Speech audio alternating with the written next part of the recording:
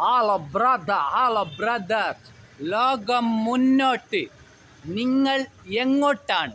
ലോകം മുന്നോട്ട്, നിങ്ങൾ എങ്ങോട്ട്? ഹലോ ചേട്ടാ. ഇത് ഞാൻ പിടിക്കാം. ഹലോ ചേട്ടാ, നിങ്ങൾ അന്ന് സംഭവിച്ചത് പറയും ട്രെയിനിന്. പറഞ്ഞോ. ഞാൻ കോഴിക്കോട് പുതുവട്ടം മെൻ്റൽ ഹോസ്പിറ്റലിൽ എൻ്റെ ഭാര്യ സുഖമില്ലാതെ ഉണ്ടായിരുന്നു. ആ സമയത്ത് എൻ്റെ ഭാര്യ ഗർഭിണിയായിരുന്നു. അങ്ങനെ കോഴിക്കോട് മെഡിക്കൽ കോളേജിൽ പോയിട്ട് അവർക്ക് 7-ാം മാസമായിരുന്നു. അങ്ങനെ അവിടുന്ന് കോഴിക്കോട് മെഡിക്കൽ കോളേജിൽ നിന്ന് അവിടുന്ന് പ്രസവിച്ചിട്ട്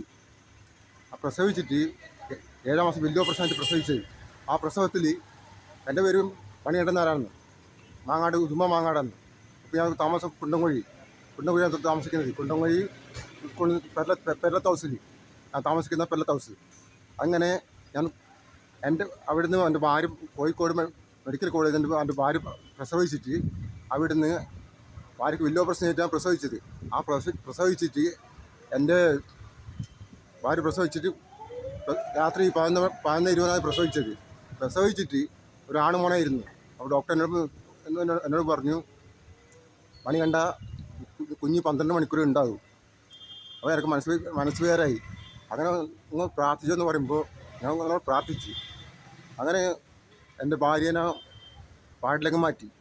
അവിടുന്ന് എൻ്റെ മോനോ ഓപ്പറേഷന് വേണ്ടിയിട്ട് തിയേറ്റർ കൊണ്ടുവന്ന സമയത്ത് ഞാൻ ഒപ്പിട്ട് കൊടുത്ത് അവിടുന്ന് ഓപ്പറേഷൻ ചെയ്തു.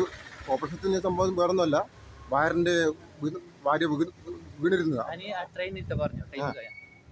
ഭാര്യ വീഴുന്ന സമയത്ത് മോൻ്റെ വയറിൻ്റെ കുടല് നെഞ്ഞിലേക്ക് ഇറങ്ങിയ സംഭവമാണ്, വേറൊന്നുമല്ല.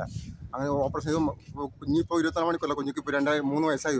മോന് കാസർഗോഡ് അമ്മത്തൊട്ടിലാണ് ഇല്ലത്.